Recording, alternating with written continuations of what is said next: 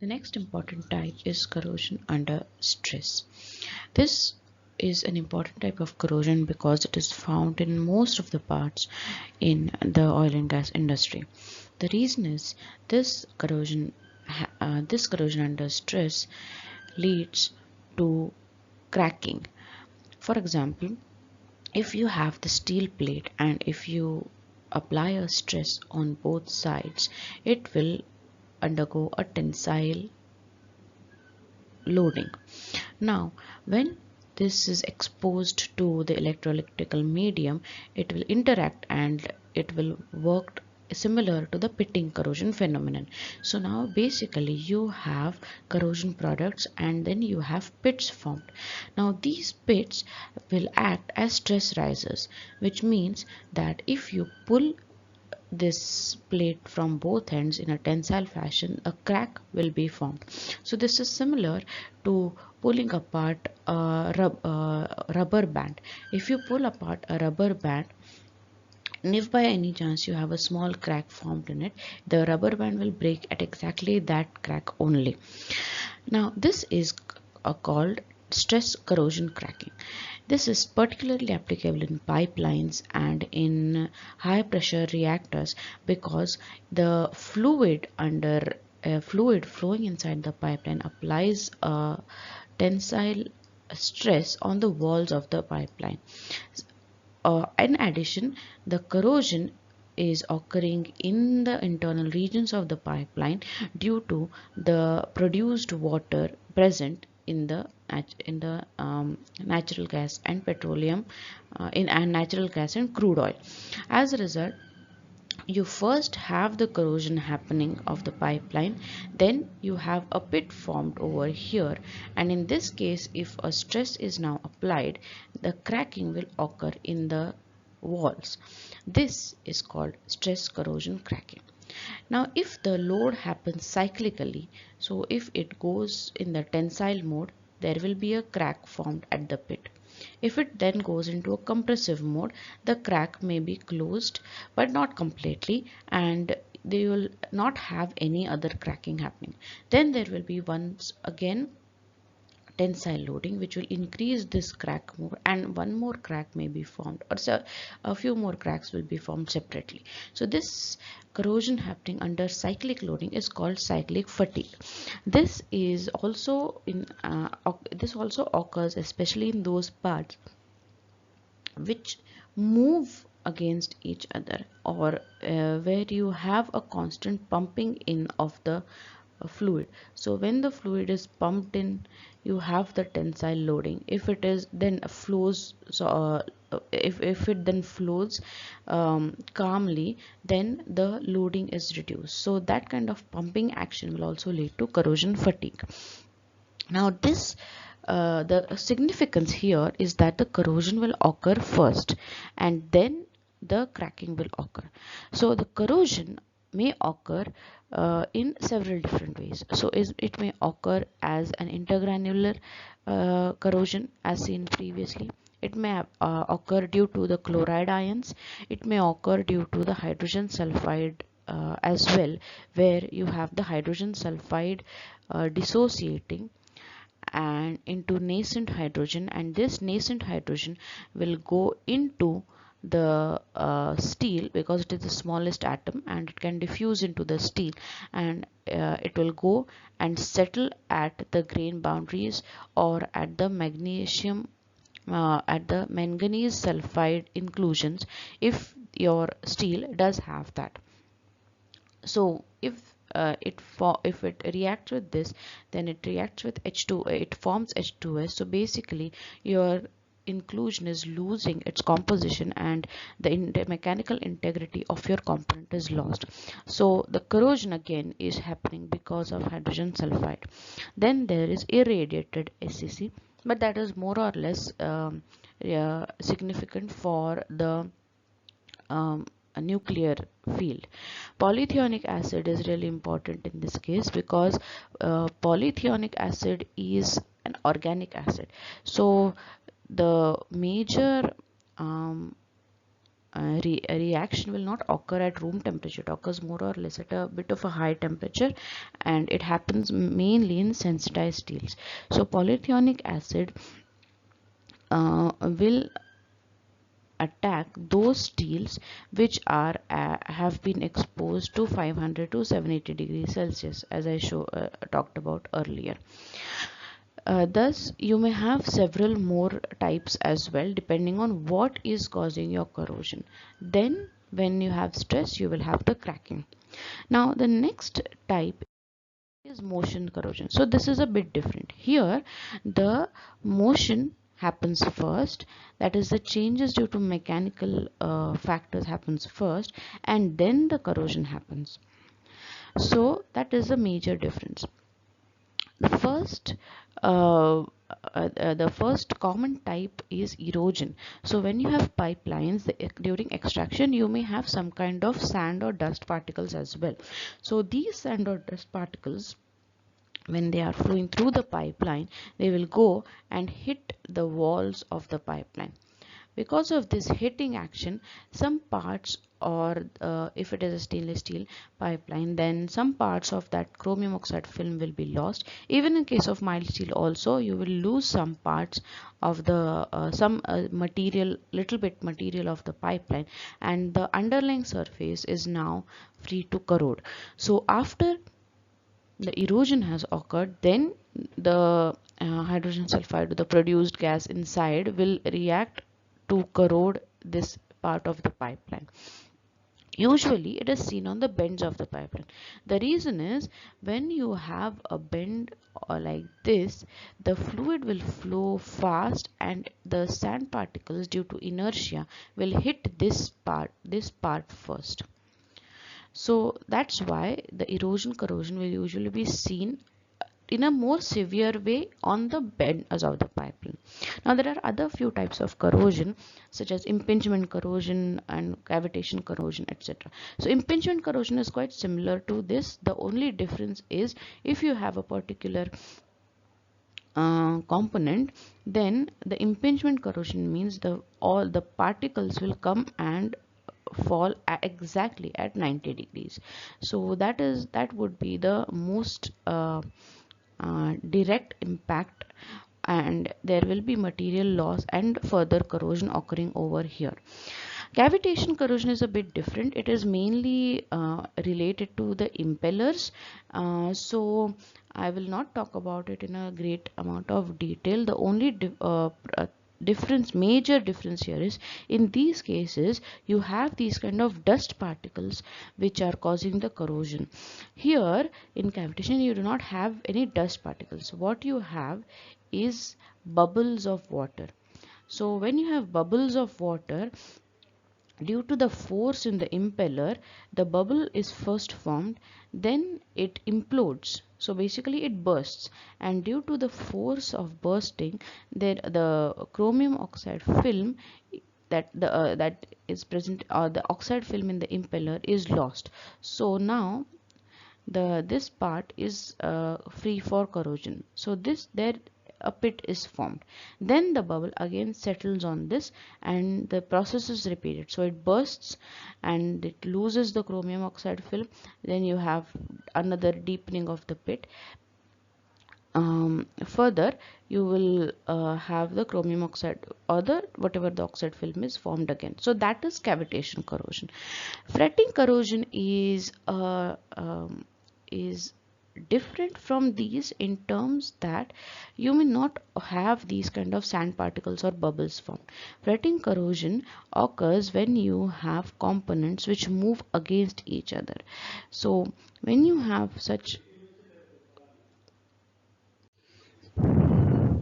fretting corrosion occurs more or less in bearings. So when you have these kind of bearings moving on top of one another, the thing is, when they move across, you will have uh, a vibrating action first of all, and then we will also have these walls of the bearings interacting with the walls of the outer bearings.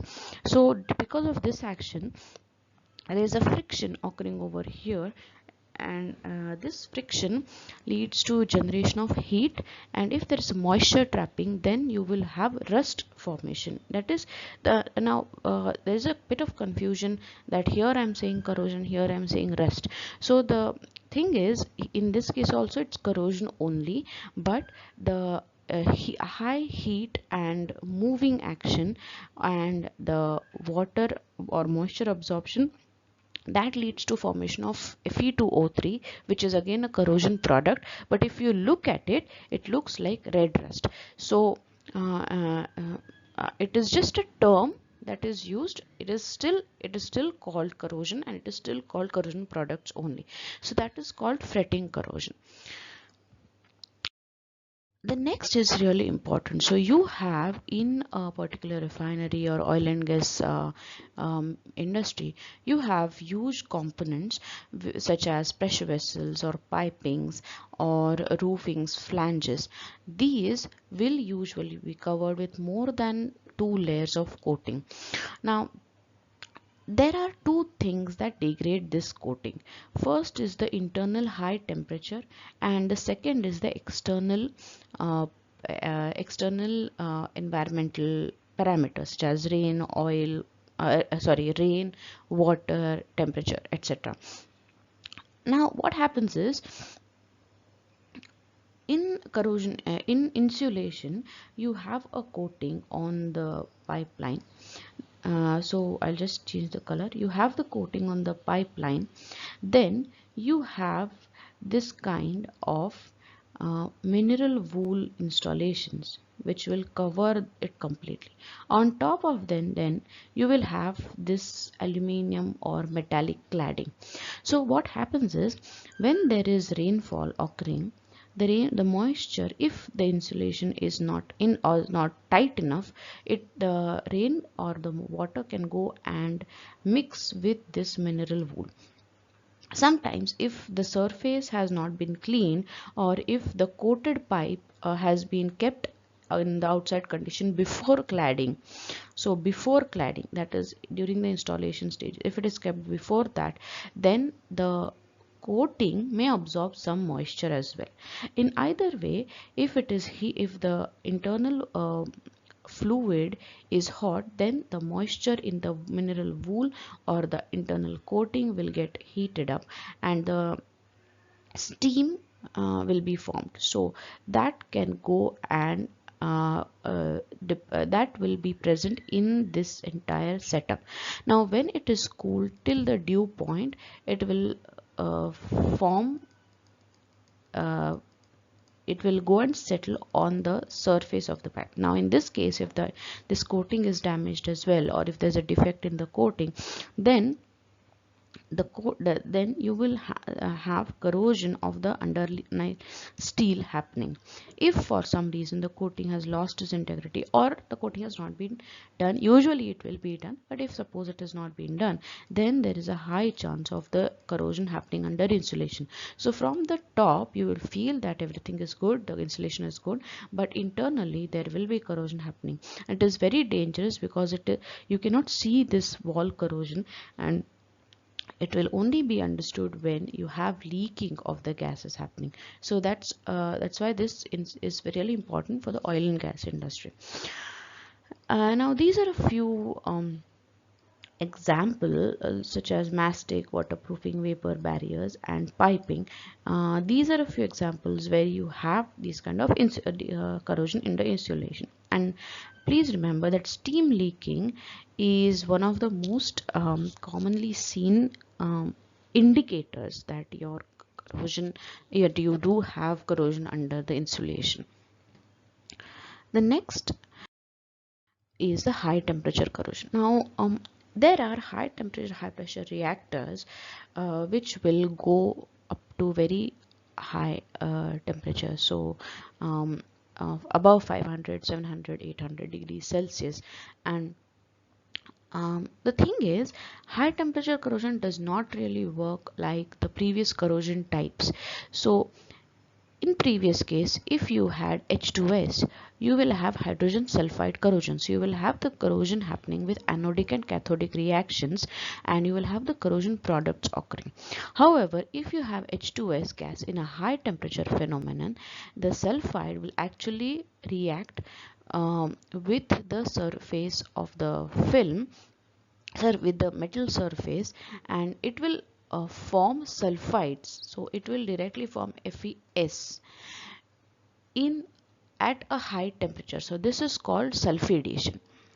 So there is a reaction that occurs due to the high temperature. So it is not really electrochemical, aqueous in nature.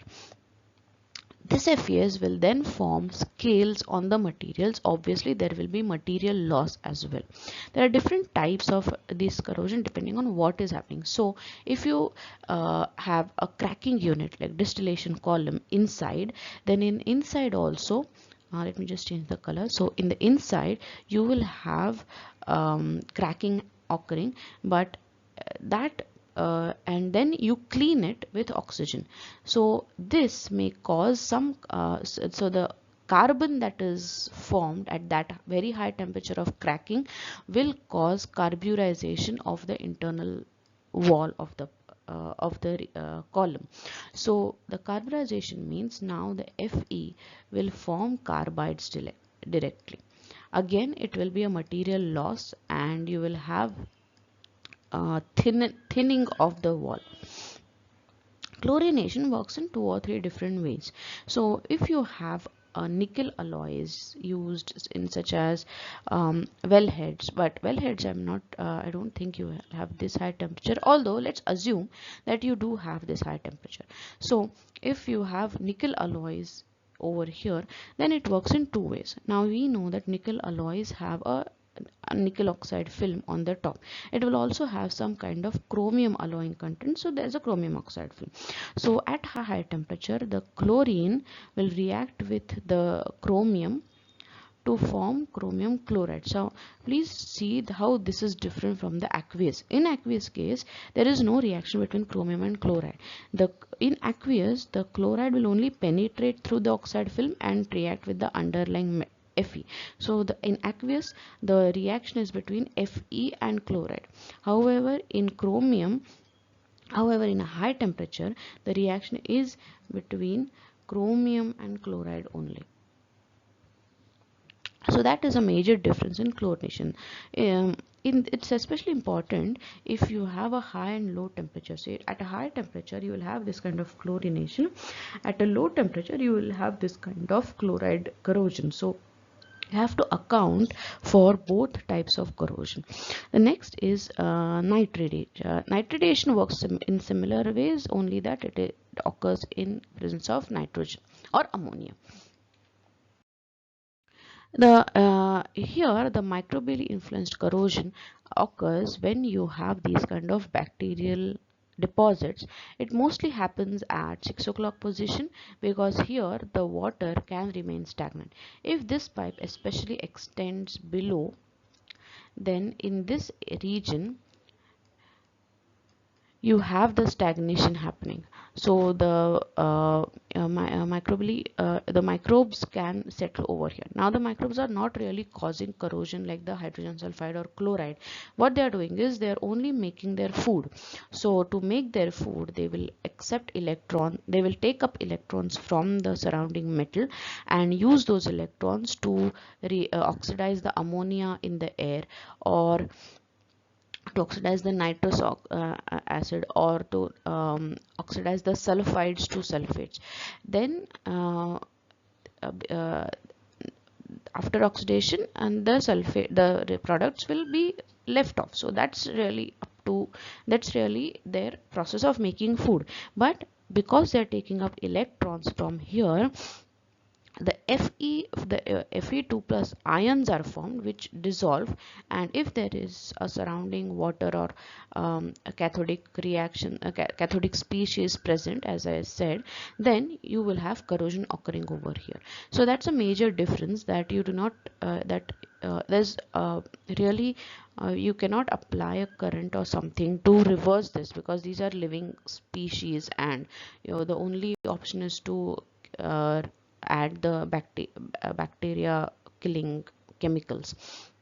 So that's how the microbially influenced corrosion will occur.